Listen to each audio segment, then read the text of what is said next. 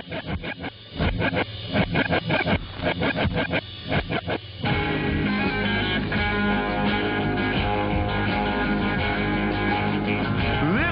can just get your mind together.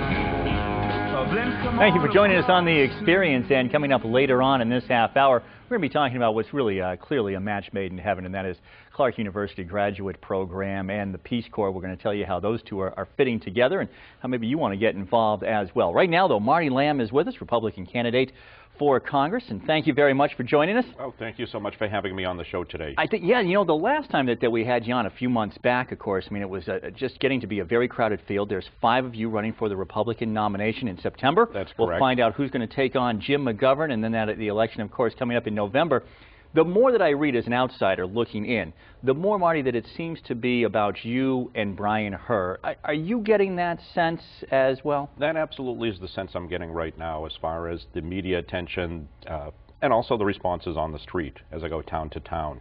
No matter where I go, I'm told that I am one of the ones in the lead. Every once in a while, somebody in some of the other towns, especially down south, will mention some of the other names. Oh, it's down to just you and whoever. It's down to you and Brian. It's down to you and Mike. As long as you're in the mix. I'm in the mix. Now, you were the first one to declare your candidacy. That's correct. About 10 months ago, and you did it at a Tea Party. Not Tell even, us that. no, longer than 10 months ago. It was April 2009 that I publicly declared. Right. I had been telling friends, family, neighbors well before that I was running. But at the Tea Party in Boston on Tax Day 2009 is when I publicly announced that I was running. All right, so you declare at a Tea Party on Tax Day. You're running as a Republican, which now brings us to this Sean Suttner piece. I actually announced that I was running. Yes. I you didn't have a party affiliation at the time. Correct. That is correct. So about 10 months ago, you became a member of the Republican Party. Right. Okay. Sean Suttner writes a piece, shows up, a few days back, in which he talks about the fact that when you were unenrolled, you were pulling Democratic ballots, and that also on the Howie Carr show, Howie Carr asked you about donations, and some sizable donations that you had made to Democratic candidates, all of which I guess puts into people's minds, wait a minute, he just became a Republican 10 months ago. Is this a candidacy of opportunity, and is that why you're running as a Republican? Clearly not. Now, first of all, from day one, I've made it known to everyone that I've transformed over the years. I was born and bred a Democrat. I grew up in Massachusetts, and that was the nature of growing up here, at least my upbringing. And it's only through maturity, through life experience, that my personal beliefs, my philosophies, my view on politics have changed over the years. I have a business. I'm a small business owner. I have a family. We struggle day to day as far as how to make ends meet, how to work out the budget, and how to deal with life. And also, starting in around 2007, the months leading up to the presidential election, that's when I really started becoming more politically aware and knowledgeable as to what was happening. So when it came out in the paper that in 2004 I made some contributions, I was actually working with a pro-Israel group of friends, associates that were doing some fundraising, and we raised equally for Republicans and Democrats that were pro-Israel and gave some donations. Did I give donations to Democrats in 2004? Absolutely.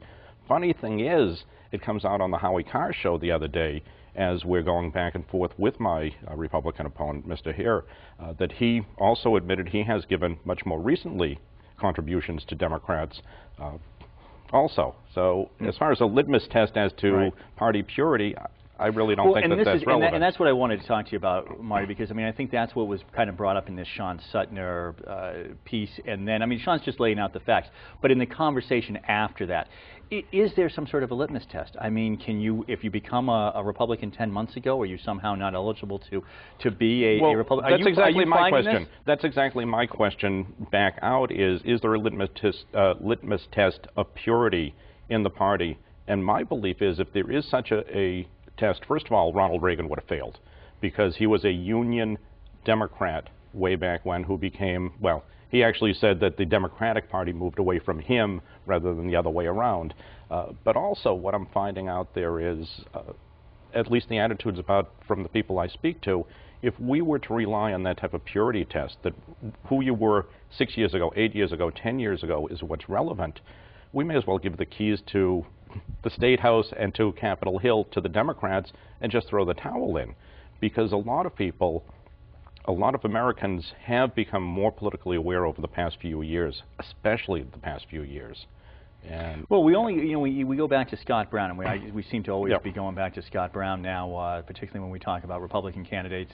But here you had the unenrolled in Massachusetts who broke, and one of the reasons that people were saying even 2 weeks before that election, Scott Brown, boy, he's coming closer than we ever would have thought, but there's no way he'll be able to do it because he'd have to have 2/3 of unenrolled break for him. Who could get that large a group? And yet he did. So, I mean, is that part of it, too, where we're seeing unenrolleds like yourself who at one time took out the Democratic ballot or broke Democratic, now maybe beginning to break the other way? I guess we'll find out in November. Oh, absolutely. We'll find out both September and November as to how it breaks. Scott Brown is something we can look at as far as a history, but it's a one-time race for now. I believe, at least talking to people on the street, again, since last week, positive responses, nothing but positive responses back to me as far as ability to relate. I talk to people that are active in the Tea Parties especially, and the common response is, hey, that's me too. Yeah, are people aware, though, of the Sean Sutner article? I mean, it has. Okay. I was at the Mass GOP barbecue yesterday up in Princeton, and this is the state GOP's annual summer barbecue.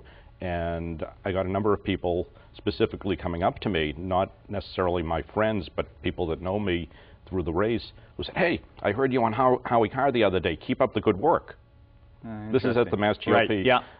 I also today, and I'm proud to announce that Jim Rappaport, the former Mass GOP chair, 4.5 years as chair of the Mass GOP, today put out a public endorsement of my candidacy. Not because of the history of, way back when he pulled a Democratic primary ballot, but because I'm a business leader, business owner who understands how to sign the front of a paycheck. And Marty, we'll get into some more of those issues, the issues that you're really running on straight ahead right here on the Hank Stolz Experience.